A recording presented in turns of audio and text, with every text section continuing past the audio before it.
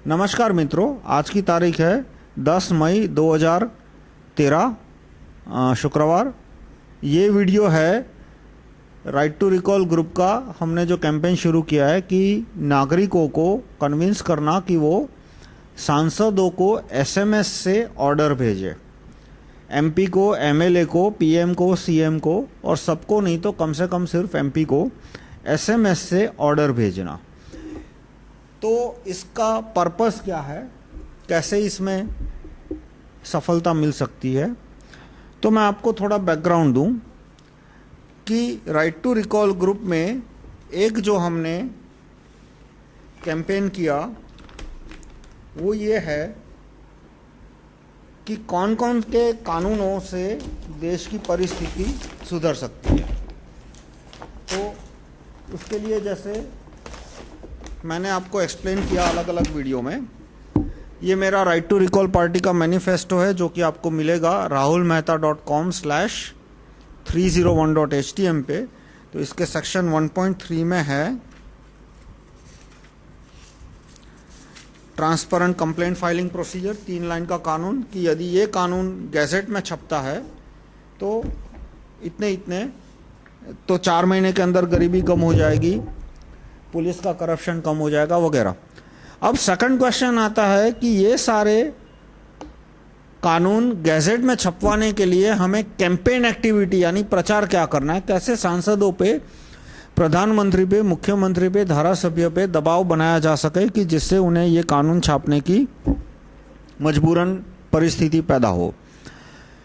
तो उसके लिए जो अलग अलग कैंपेन मेथड है, जैसे कि रैली निकालना, नारेबाजी करना, फिर चुनाव लड़ना, चुनाव में जीत की उम्मीद रखना और ये उम्मीद रखना कि भाई हमारे 500 एमपी आ जाएंगे हमारे पार्टी के और वो ये कानून ला देंगे, वो कानून ला देंगे वगैरह। ये अलग अलग तरीके लोगों ने अलग अलग लोग बताते हैं देश में कानून सुधारने के लिए।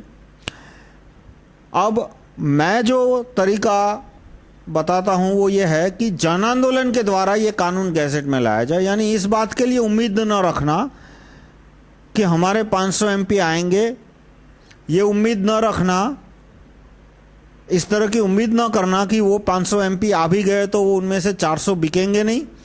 लेकिन वर्तमान जन आंदोलन के द्वारा मतलब न चुनाव का इंतजार करना है, न चुनाव में 500 लोग जीते उसका इंतजार करना है, और न ही इस बात की उम्मीद रखनी है कि वो 500 में से 400 बिकेंगे नहीं।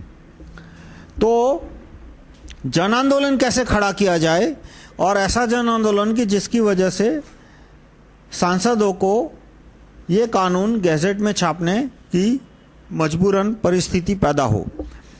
तो उसमें जो पहला स्टेप मैं प्रपोज कर रहा हूँ वो ये है कि हमें नारेबाजी नहीं करनी चाहिए, रैलियां नहीं निकालनी चाहिए, वो वेस्ट ऑफ टाइम है, वेस्ट ऑफ एनर्जी है। तो फिर क्या करना चाहिए कि हमें 40 करोड़ 50 करोड़ नागरिकों को कन्विंस करने की कोशिश करनी चाहिए कि वो सांसदों को एसएमएस से ऑर्डर भेजे। कौन सा ऑर्डर भेजे, मैं आपको कुछ 100-200 ऑर्डरों के बारे में बताऊंगा। मेरे फेसबुक नोट्स में भी मैंने एक्सप्लेन किए हैं।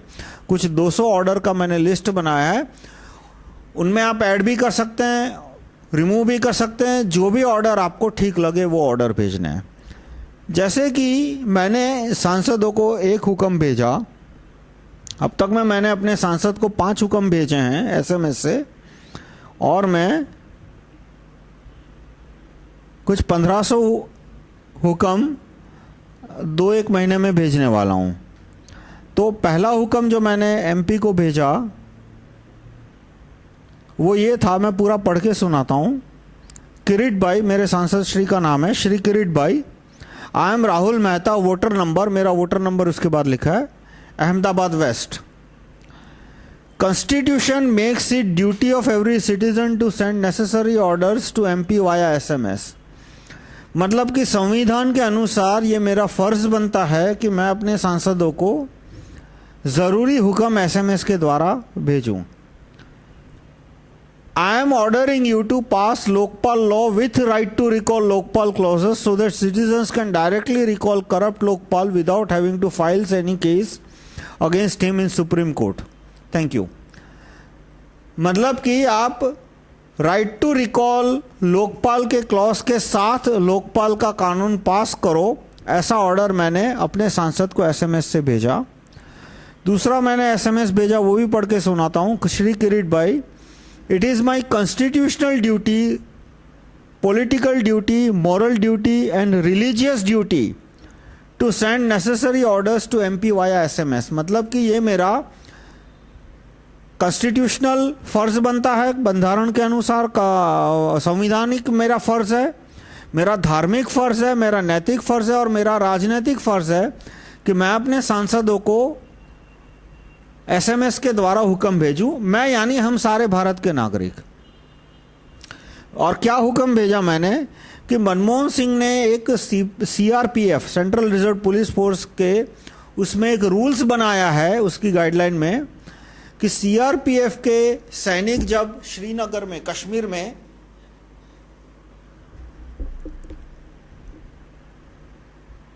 सर्वे के लिए निकलते हैं तो उनका यूनिट होता है 12 सैनिक का, 15 सैनिक का। तो मनमोहन सिंह ने कानून बनाया है कि 15 में से सिर्फ 5 ही सैनिकों के पास बंदूक होगी, बाकी 10 सैनिक है वो सिर्फ लाठियां लेके घूमेंगे, बंदूक नहीं होगी उनके पास। अभी 3-4 महीने पहले जो सीआरपीएफ के 3-4 सैनिक मरे, उसका कारण यही था कि आतंकवादियों ने हमला कर दिया, और क्योंकि उनको पता था कि सीआरपीएफ के जो 18 सैनिक घूम रहे हैं उनमें से 12 के पास बंदूक नहीं है, तो उन्होंने उसी को निशाना बनाया जिनके पास बंदूक नहीं थी। अब जिनके पास बंदूक थी वो तो अपना ही सुरक्षा पहले करेंगे, उन्होंने अपने बचाव करने की कोशिश की, अपना बचाव किया, लेकिन जिनके पास बंदूक नहीं थी वो मारे गए। और मनमोहन सिंह ने ये कानून क्यों बनाया है, रूल बनाया सीआरपीएफ में, पार्लियामेंट ने ऐसा कोई कानून नहीं बनाया, ताकि कश्मीर में जितने ज़्यादा सीआरपीएफ के जवान मरे, देश उतना कहेगा कि भाई छोड़ दो, ये देश दे दो, अमेरिका को दे दो, पाकिस्तान को दे दो, चीन को। तो ज़्यादा सीआरपीएफ के सैनिक मरे, इसलिए मनमोहन सिंह ने इस तरह का कानून बनाया है कि सीआरपीएफ के 18 लोग जब सर्वे के लिए निकलेंगे तो उनमें से सिर्फ 1/3 के पास ही बंदूक होगी। तो मैंने अपने एमपी को एसएमएस से ऑर्डर भेजा कि ये कानून कैंसिल करो और ये रूल बनाओ कि सीआरपीएफ के हर एक आदमी के पास बंदूक होगी। उसके बाद मैंने ये हुक्म भेजा है कि आप स्पीकर को ऑर्डर दो कि वो स्पीकर अपना मोबाइल नंबर अपने वेबसाइट पे डाले। एमपी का मोबाइल नंबर आपको वेबसाइट से मिल जाएगा, 70-80% का मोबाइल नंबर है, और जिनका नहीं है तो आप उनको लैंडलाइन से कांटेक्ट करके ऑर्डर दो कि वो अपना मोबाइल नंबर वेबसाइट पे डाले। उसके सेक्रेटरी का मोबाइल नंबर लो, सेक्रेटरी को एसएमएस से ऑर्डर भेजो, सेक्रेटरी को एसएमएस भेजा, वो एमपी को एसएमएस भेजने के बराबर है। लेकिन स्पीकर का मोबाइल नंबर एसएमएस और उसके वेबसाइट पे नहीं था, इसलिए मैंने अपने एमपी को ऑर्डर भेजा एसएमएस से कि आप स्पीकर को ऑर्डर करो कि वो अपना मोबाइल नंबर इंटरनेट पे डाले। और मैंने ऑर्डर किया कि मनमोहन सिंह मुझे प्रधानमंत्री की तरफ पसंद नहीं है, तो भाई किसको प्रधानमंत्री बनाना। तो मैंने अपने एमपी को ऑर्डर किया कि आप स्पीकर को ऑर्डर करो कि वो पार्लियामेंट में रेजोल्यूशन रखे कि नरेंद्र मोदी को प्रधानमंत्री बनाना है, और जब ये रेजोल्यूशन स्पीकर पार्लियामेंट में रखते हैं, I order you to vote yes on it, मैं आपको हुक्म करता हूं कि आप इस पे हाँ में वोट कीजिए। ताकि अब मैं जब आपको कह रहा हूं कि आप भी इसी तरह का ऑर्डर भेजिए अपने एमपी को, तो मैं ये नहीं कह रहा कि आप नरेंद्र मोदी का इनाम रखो। जो भी व्यक्ति आपको प्रधानमंत्री की कुर्सी के लिए सबसे योग्य या सबसे कम अयोग्य, जो भी आपको ठीक लगे, उसका नाम आप इसमें रख सकते हो। जैसे कि मान लो आपको नीतीश कुमार ज़्यादा पसंद है, तो आप अपने एमपी को ऑर्डर भेजो कि आप आपका एमपी स्पीकर को ऑर्डर करे कि नीतीश कुमार को पीएम बनाना है, वैसा वो पार्लियामेंट में प्रस्ताव रखे, और वो प्रस्ताव आया तब उस पर वो हाँ करे। आपको यदि मायावती को प्राइम मिनिस्टर बनाना है तो आप मायावती का नाम रखो, आपको राहुल गांधी को प्राइम मिनिस्टर बनाना है तो आप राहुल गांधी का नाम रख के एसएमएस करो। मैं आपसे ये रिक्वेस्ट करता हूँ कि आपको आपके सांसद को एसएमएस से ऑर्डर भेजना चाहिए। और सबसे पहला जो ऑर्डर मैंने भेजा था वो स्पीकर को इंफ्रास्ट्रक्चर रिलेटेड भेजा था, वो ये कि मेरा ये धार्मिक फर्ज बनता है कि मैं आपको एसएमएस से ऑर्डर भेजूं। धार्मिक फर्ज कैसे बनता है? सत्यार्थ प्रकाश में दयानंद सरस्वती जी ने लिखा है, स्वामी दयानंद सरस्वती जी ने लिखा है कि राजा प्रजाधीन होना चाहिए। सत्यार्थ प्रकाश के 6ठे चैप्टर के पहले पेज पे लिखा है, राजधर्म के। राजा प्रजाधीन होना चाहिए का मतलब क्या हुआ कि हमारे नागरिकों का ये फर्ज बनता है, धार्मिक कर्तव्य बनता है कि हम राजा को प्रजाधीन रखें। धार्मिक किस तरह से? क्योंकि ये सत्यार्थ प्रकाश का जो श्लोक है वो स्वामी दयानंद सरस्वती जी ने अथर्ववेद से लिया है, और अथर्ववेद है वो सीधा वो ऋषि मुनियों ने लिखे हैं लाखों वर्ष पहले, और भगवान सूर्य ने अथर्ववेद की रचना की है। तो ये अथर्ववेद में लिखा है कि हम नागरिकों का फर्ज बनता है कि हम राजा को प्रजाधीन रखें। अब प्रजाधीन का मतलब क्या हुआ कि वो प्रजा के आदेशों के अनुसार काम करे। तो हमें नागरिकों को आदेश तो भेजने पड़ेंगे। हम आदेश भेजेंगे तभी तो वो आदेश के अनुसार काम कर पाएगा। तो ये पहला हमारा कर्तव्य बनता है कि हम उसे एसएमएस से ऑर्डर भेजें। हम यानी कौन? देश के 80 करोड़ नागरिक मतदाता। भारत में की आबादी हो गई अभी 123 करोड़ जितनी, और उनमें से 80 करोड़ 18 साल से ऊपर है, 78 करोड़ 80 करोड़ जो भी है, और वो रजिस्टर्ड वोटर है। उनमें से अधिकतर कुछ 76-77 करोड़ रजिस्टर्ड वोटर है। तो हम 77-80 करोड़ नागरिकों का ये मोरल ड्यूटी है कि हम अपने अपने सांसदों को एसएमएस से ऑर्डर भेजें। तो अब मेरी कंस्टिट्यूएंसी जो अहमदाबाद वेस्ट, उसमें कुछ 18 लाख 20 लाख वोटर है। तो 20 लाख लोग एमपी को एसएमएस से ऑर्डर भेजेंगे तो एमपी तो पगला जाएगा। 20 लाख तो क्या, वो दिन में 100 एसएमएस भी नहीं पढ़ सकता आदमी। और मैं हर महीने 50-100 ऑर्डर भेजने की बात कर रहा हूं हर एक नागरिक को। तो उसका सिस्टमिक सॉल्यूशन क्या है? सिस्टमिक सॉल्यूशन यह है कि एमपी एक और नंबर खरीदे, मोबाइल नंबर, और उसको वो कंप्यूटर से कनेक्ट करे, ताकि उसके पर्सनल मोबाइल पे एसएमएस नहीं आएंगे। जो कंप्यूटर पे नंबर कनेक्टेड है उसी पे एसएमएस जाएंगे। अब क्या करना है? सारे एसएमएस क्या जैसे आया वैसे कंप्यूटर डिलीट कर दे? वो एमपी की मर्जी।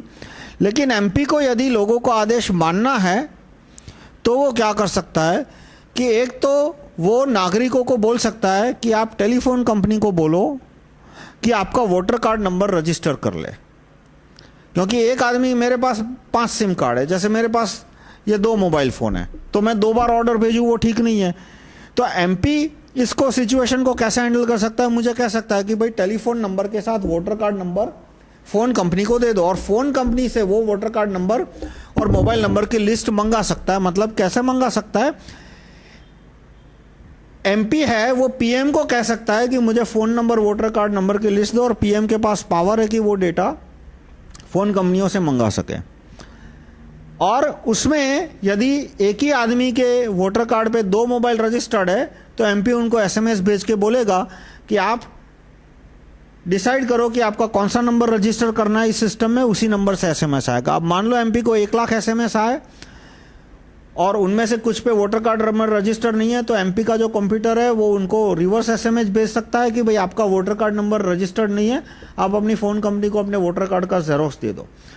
तो धीरे धीरे स्ट्रीमलाइनिंग होने पे हर एक आदमी का मोबाइल और वोटर कार्ड नंबर सिस्टम में आ जाएगा, और एक आदमी का, एक वोटर का एक ही मोबाइल नंबर होगा। अब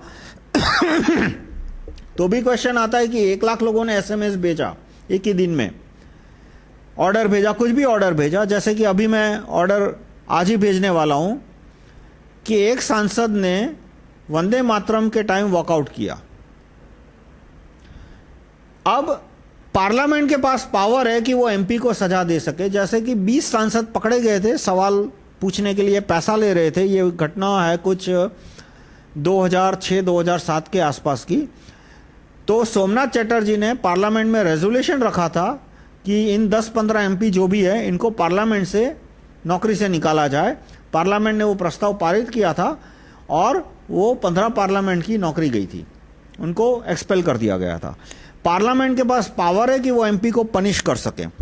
तो मैं अपने एमपी को एसएमएस से ऑर्डर भेजने वाला हूं कि जिस एमपी ने वंदे मातरम के समय वॉकआउट किया था, पार्लियामेंट में रेजोल्यूशन रखो कि उसकी 3 महीने की के लिए उसको सस्पेंड किया जाए, यानी 3 महीने का सैलरी भत्ता सब कुछ कैंसल, और पार्लियामेंट में जब यह प्रस्ताव आया तब उस पर हाँ में वोटिंग डालना। अब इस तरह से 50 करोड़ नागरिक यदि एसएमएस से ऑर्डर भेजते हैं तो वो एमपी 3 महीने के लिए सस्पेंड हो जाएगा, जो कि एक अच्छा वार्निंग है। वो दोबारा ऐसी हरकत करे तो फिर 6 महीने के लिए सस्पेंड करो, फिर से ऐसी हरकत करता है तो उसको पार्लियामेंट से निकाल दो। पहला क्राइम है उसका, तो मेरे ख्याल से 3 महीने की वार्निंग, 3 महीने का सस्पेंशन एक सफिशिएंट वार्निंग है। अब इस तरह का एसएमएस आप भी भेजो अपने एमपी को। अब मेरी कंस्टिट्यूएंसी से मान लो 10 लाख लोग ऐसा एसएमएस भेजते हैं तो एमपी तो पगला जाएगा।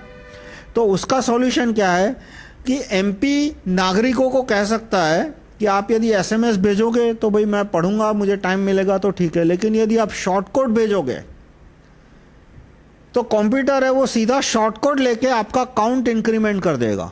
जैसे कि शॉर्टकोड कोई भी थोड़ा लंबा हो तो भी चलेगा, कि जैसे suspend MP who opposed VM, थोड़ा लंबा शॉर्टकोड हो गया, लेकिन वो नागरिक को टाइप नहीं करना पड़ेगा, क्योंकि एक पॉइंट के बाद तो नागरिक वो एक दूसरे को फॉरवर्ड करेंगे।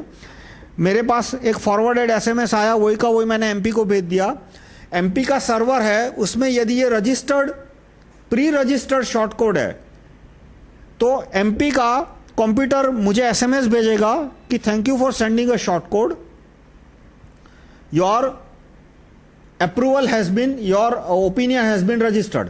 तो यदि 10 लाख लोग एसएमएस भेजते हैं जिसमें वो शॉर्टकोड, एक ही शॉर्टकोड मौजूद है, तो एमपी को वो 10 लाख एसएमएस पढ़ने की जरूरत नहीं पड़ेगी, न ही एमपी के स्टाफ को 10 लाख एसएमएस पढ़ने की जरूरत पड़ेगी।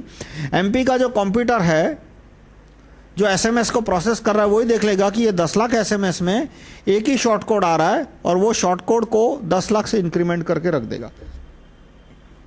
तो एसएमएस क्या भेजना है कि पहला वर्ड होगा शॉर्टकोड, उसके बाद एक्चुअली जो शॉर्टकोड है वो कि एक्सपेल एमपी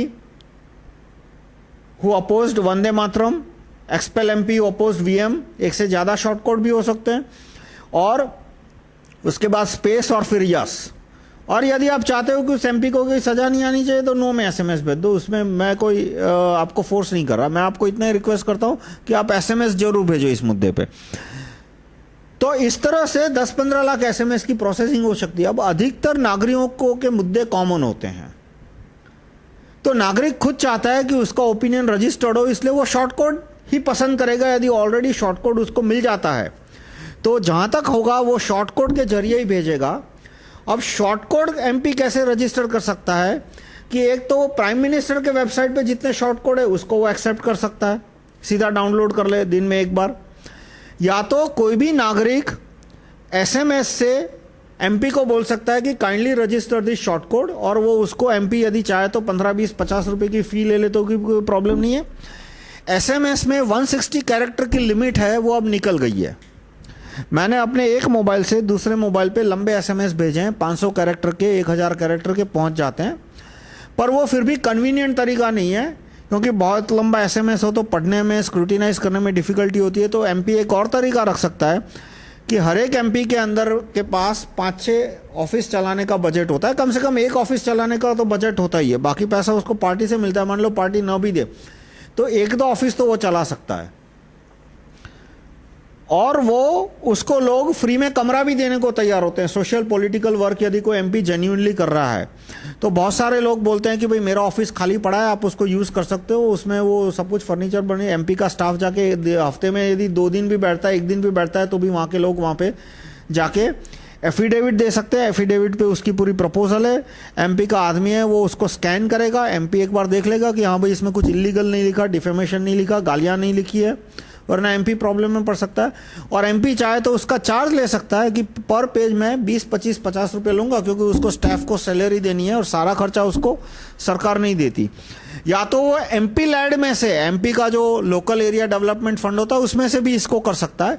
ना करे तो एंड में वो चार्ज रख सकता है कि भाई आपको कोई भी शॉर्ट कोड क्रिएट करना है तो आप उस शॉर्ट कोड के से रिलेटेड जो भी मैसेज है पूरा का पूरा लंबा, वो आप मुझे टाइप करके एफिडेविट पे दे दो, मैं उसको स्कैन करके अपने वेबसाइट पे डाल दूंगा।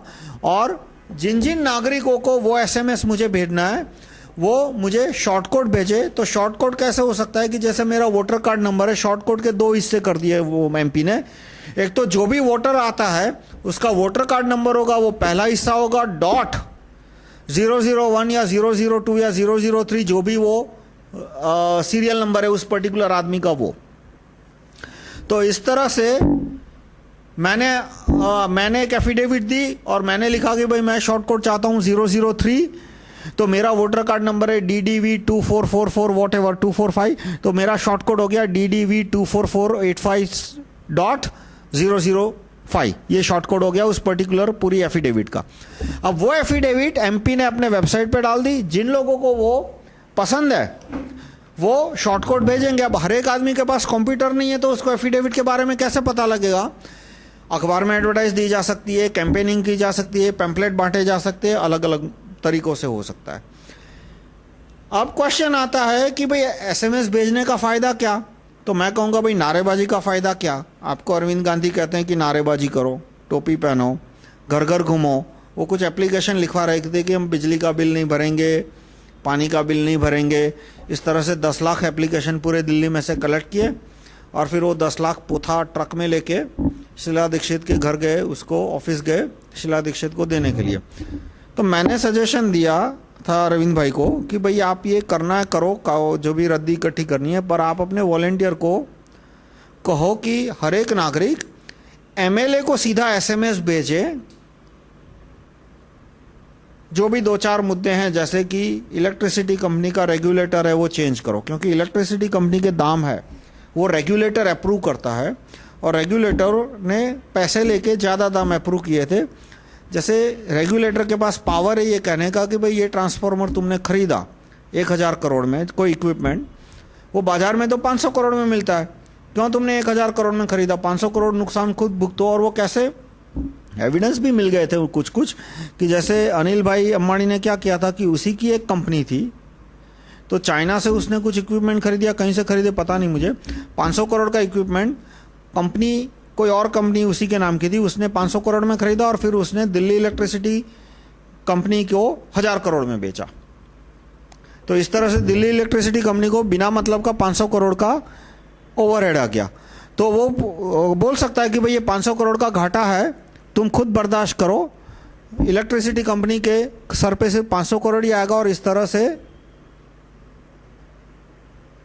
बिजली का बिल कम होगा।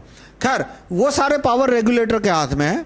तो एक एसएमएस ये भेज सकते हैं कि भाई ये रेगुलेटर को नौकरी से निकालो और पुराने वाले रेगुलेटर को रखो।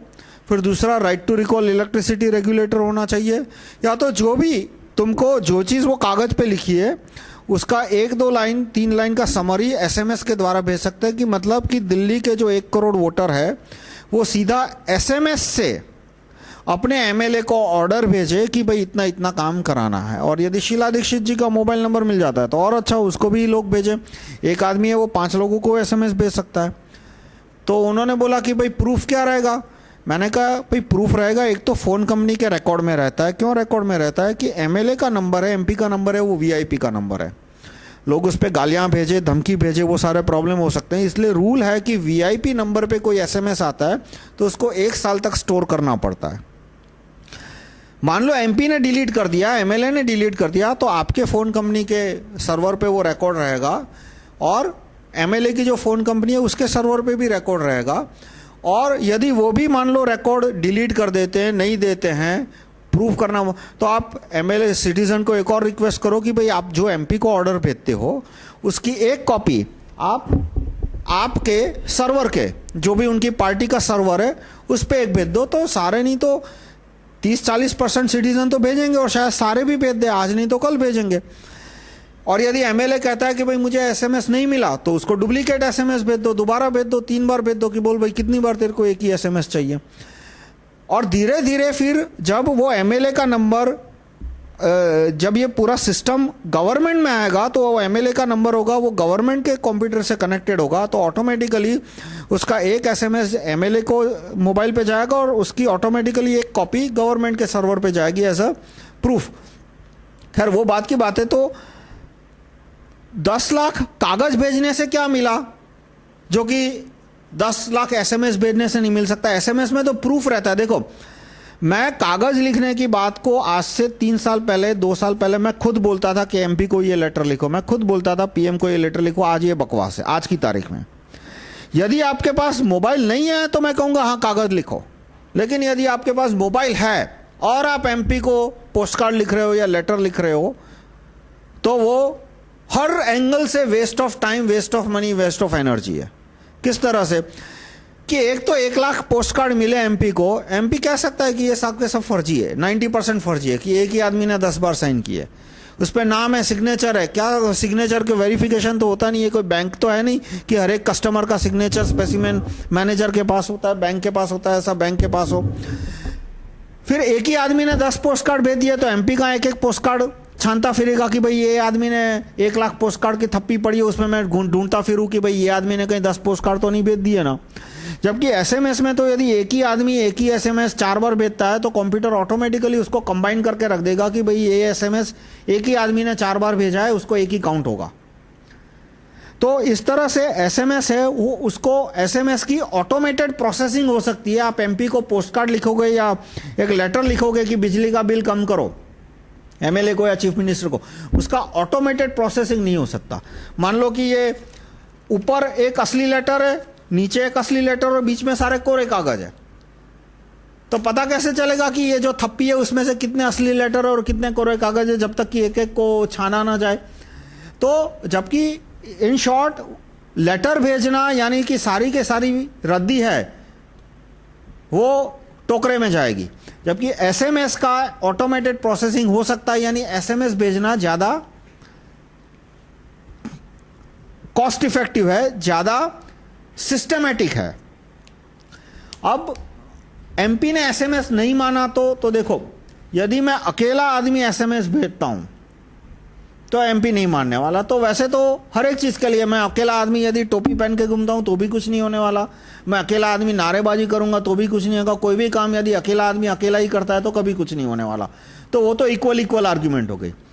क्वेश्चन ये है कि यदि 40 करोड़ नागरिक एसएमएस से ऑर्डर देते हैं कि ये कानून हमें गैजेट में छपवाना है, तो वो कानून गैजेट में छपेगा या नहीं। यदि 40 करोड़ 50 करोड़ नागरिक एसएमएस से ऑर्डर देते हैं एमपी को कि ये कानून गैजेट में छापो, तो यदि एमपी इस बात को गैजेट में नहीं छापते हैं तो अहिंसा मूर्ति महात्मा उधम सिंह एमपी को या पीएम को मिलने जाएंगे। अब ये इंपॉर्टेंट चीज है। यदि 40 करोड़ लोग कागज लिखेंगे तो अहिंसा मूर्ति महात्मा उधम सिंह जाए न जाए कोई गारंटी नहीं है। क्यों? क्योंकि इस बात का कोई प्रूफ नहीं है कि 40 करोड़ लोगों ने कागज भेजा था। हर एक आदमी ने कागज में कुछ अलग अलग लिखा होगा। महात्मा उधम सिंह को कैसे पता लगेगा कि मुझे एमपी से जाके क्या बात करनी है? महात्मा उधम सिंह की खासियत क्या है कि वो उसी काम को हाथ में लेंगे जो कि देश की मेजोरिटी ने अप्रूव किया है। मेजोरिटी यानी कि देश में 80 करोड़ वोटर है, तो कम से कम 40 करोड़ वोटर जिस बात को अप्रूव करेंगे उसी बात को महात्मा उधम सिंह हाथ में लेंगे। 40 करोड़ का 35 करोड़ हो सकता है, 30 करोड़ हो सकता है, पर यह नहीं कि 2000 लोगों ने बोला कि यह काम करो और महात्मा उधम सिंह वो काम करने के लिए चल पड़े। अहिंसा मूर्ति महात्मा उधम सिंह, आप गूगल करना अहिंसा मूर्ति महात्मा उधम सिंह या सिर्फ उधम सिंह पे। उधम सिंह ने लंदन जाकर Michael Dwyer, governor Michael Dwyer को फांसी दी थी। जनरल डायर जिसने जलियांवाला बाग में 1500 लोगों को की हत्या की थी, और उसने Michael Dwyer, governor Michael Dwyer के कहने पे की थी। गवर्नर माइकल ड्वायर का ऑर्डर था कि इस तरह की कहीं भी मीटिंग हो और यदि तूने बड़े पैमाने पे गोलियां नहीं चलाई तो मैं तुझे नौकरी से निकाल दूंगा। जनरल डायर तो अपने आप में दोषी था ही, उसका कोई बचाव नहीं कर रहा, लेकिन अहिंसा मूर्ति महात्मा उधम सिंह ने कहा कि मुझे डायर को फांसी देनी है और साथ में माइकल ड्वायर को भी फांसी देनी है। फिर उसने देखा कि भाई दोनों को फांसी देना मुमकिन नहीं है, 2 में से एक को ही वो फांसी दे पाएगा। तो फिर उसने कहा कि इसमें माइकल ड्वायर बड़ा गुनहगार है, गवर्नर है, पॉलिटिकल अथॉरिटी है, ब्रिटेन के एडमिनिस्ट्रेशन में उसकी काफ़ी सीनियर पोजीशन थी, तो उसको मुझे फांसी देनी है, तो उसने लंदन जाके उसको फांसी दी। पर वो किसके कहने पे दी थी? क्या माइकल ओडवायर को किसी ने पैसे की सुपारी दी थी, या उसको अखबार में अपना फोटो छपवाना था? तो उसने ऐसा कोई प्रलोभन नहीं था उसके माइंड में, पैसे का, फेम का, कुछ भी। उसने एक ही बात पे माइकल ओडवायर को फांसी दी थी कि भाई भारत के मेजोरिटी लोग चाहते हैं कि माइकल ओडवायर को फांसी हो, इसलिए उसने लंदन जाके माइकल ओडवायर को फांसी की सजा दी थी। मतलब कि अहिंसा मूर्ति महात्मा उधम सिंह, यानी सारे व्यक्ति जिसमें अहिंसा मूर्ति महात्मा उधम सिंह की प्रकृति है, ऐसे सारे व्यक्ति जिसमें अहिंसा, तो वो कब कोई काम हाथ में लेंगे? जब वो कन्विंस हो जाते हैं कि भाई मेजोरिटी ये काम चाहती है। तो मेजोरिटी चाहती है, उसका प्रूफ क्या? कागज लिखे 40 करोड़ लोगों ने, तो हो सकता है कि एक ही आदमी, मतलब 1,00,000-2 लाख आदमी ने बैठे बैठे उसकी 40 करोड़ जेरोक्स निकाल के भेज दी। जबकि यदि 40 करोड़ लोग, 50 करोड़ लोग एसएमएस भेजते हैं, तो उसको जुटलाना इतना आसान नहीं है। यदि उसको जुटलाना आसान है तो बैंक सारे बंद हो जाएंगे, रेलवे भी बंद हो जाएगी, क्योंकि रेलवे भी आजकल एसएमएस से टिकट बुकिंग हो रहा है, फीडबैक आता है।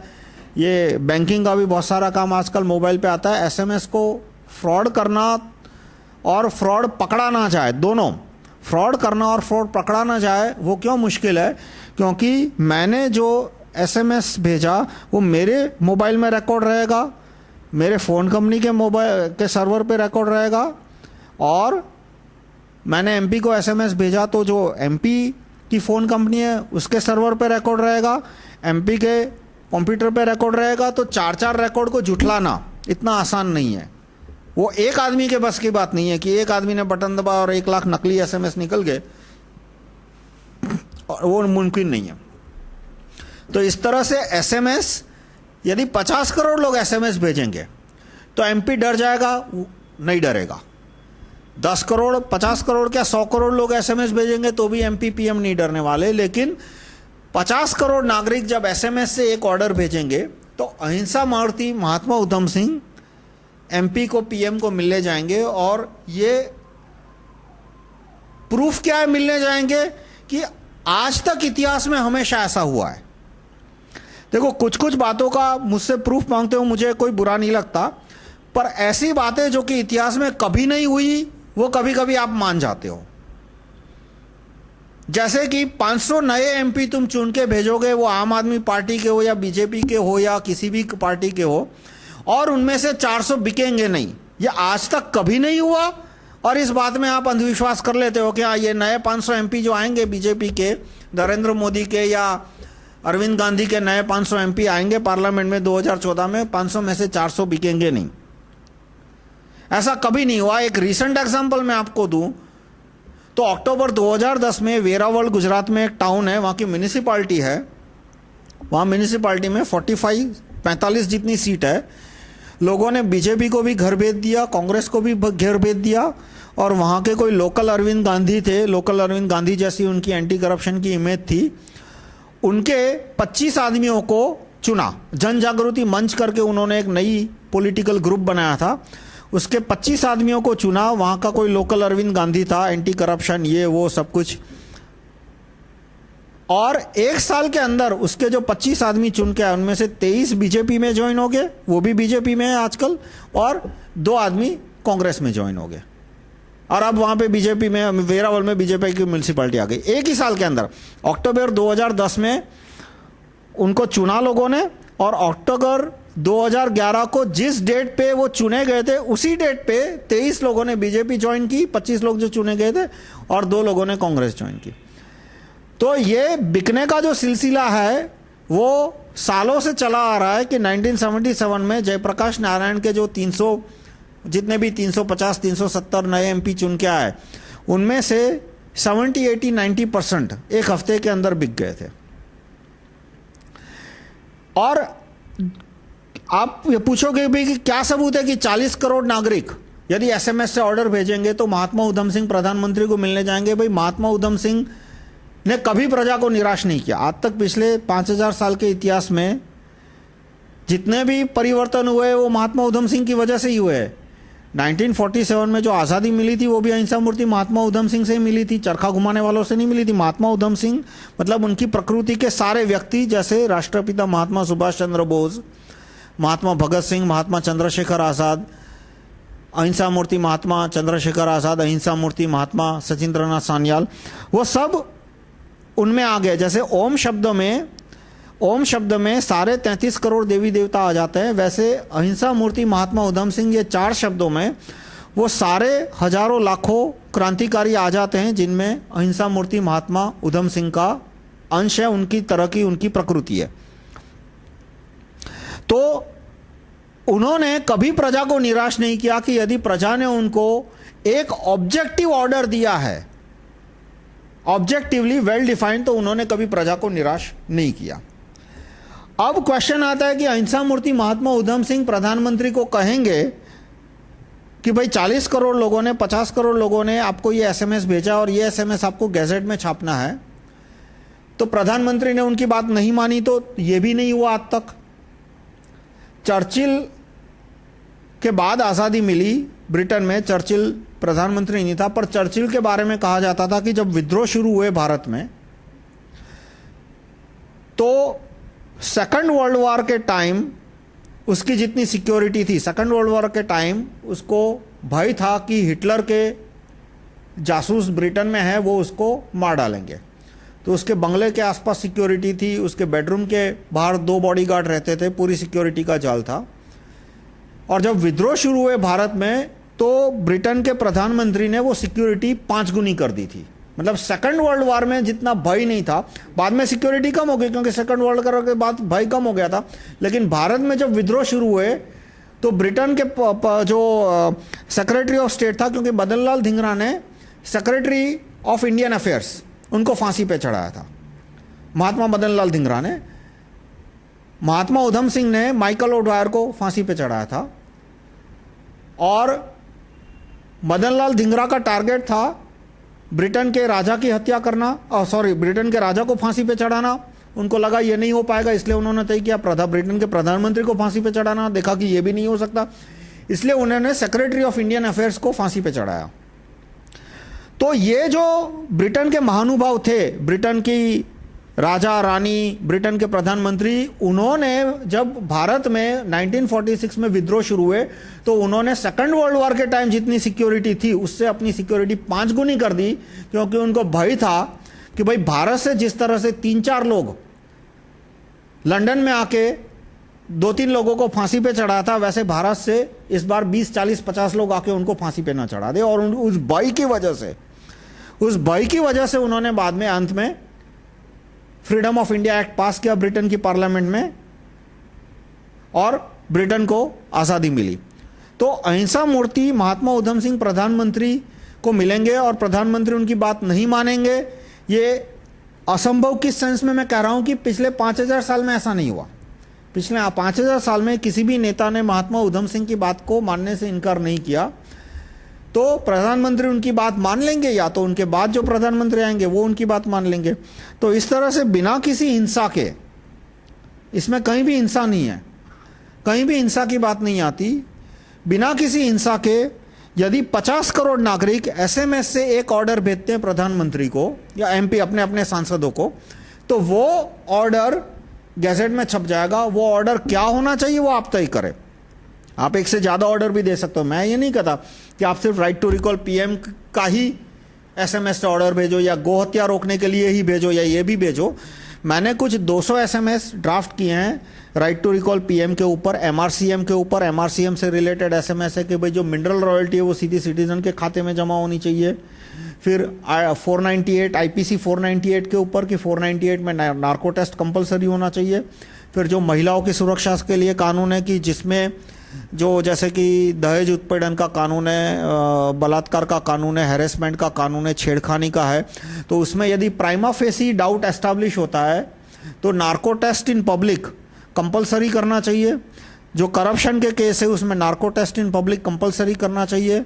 फिर ज्यूरी सिस्टम की जुडिशरी में लोगों को अब विश्वास नहीं है, फिर वो सुप्रीम कोर्ट के जज हो या मजिस्ट्रेट हो। अब जैसे ये इटाली की नेवी के 2 कमांडरों ने भारत के 1-2 मछुआरों को मार दिया और सुप्रीम कोर्ट के जज ने उनको बेल दे दिया 6 हफ्ते के लिए, क्योंकि उनको वोट डालने थे। इटाली में पोस्टल बैलेट की सिस्टम है, मतलब कि वो जो मरीन है वो दिल्ली के अंदर जो इटालियन एम्बेसी है वहाँ जाके पोस्टल बैलेट डाल सकते थे। इटाली में जितने भी इटाली के अधिकारी इटाली के अंदर है या इटाली के बाहर है उनके लिए पोस्टल बैलेट का सिस्टम है, तो उनको कोई इटाली भेजने की ज़रूरत ही नहीं थी। लेकिन फिर भी सुप्रीम कोर्ट के जज ने उनको इटाली जाने की परमिशन दे दी। उसके बाद उन्होंने बोला कि वापस नहीं आएंगे, फिर शर्तें मान ली उनकी सारी कि वो इटालियन एम्बेसी में रहे, जो भी शर्तें हैं अब गूगल करो मिल जाएगा। तो इसके लिए right to recall supreme court जज का कानून होना चाहिए हमारे गैजेट में। तो आप अपने एमपी को SMS ऑर्डर भेजो कि right to recall supreme court chief जज का ड्राफ्ट यहाँ पे सेक्शन 7.2 में दिया है, ये मेरी right to recall party manifesto में। तो आपको जो भी SMS ठीक लगते हैं वो आप उसे भेजना शुरू करो। अब मैं नेक्स्ट वीडियो है मेरा अगला वीडियो, इसमें मैं इसके लॉजिस्टिक्स से रिलेटेड कुछ क्वेश्चन आंसर करूंगा और इसमें जो भी इस मुद्दे पे जो FAQ आए हैं उस पे मैं कुछ सवाल आए उसका मैं जवाब दूंगा। धन्यवाद।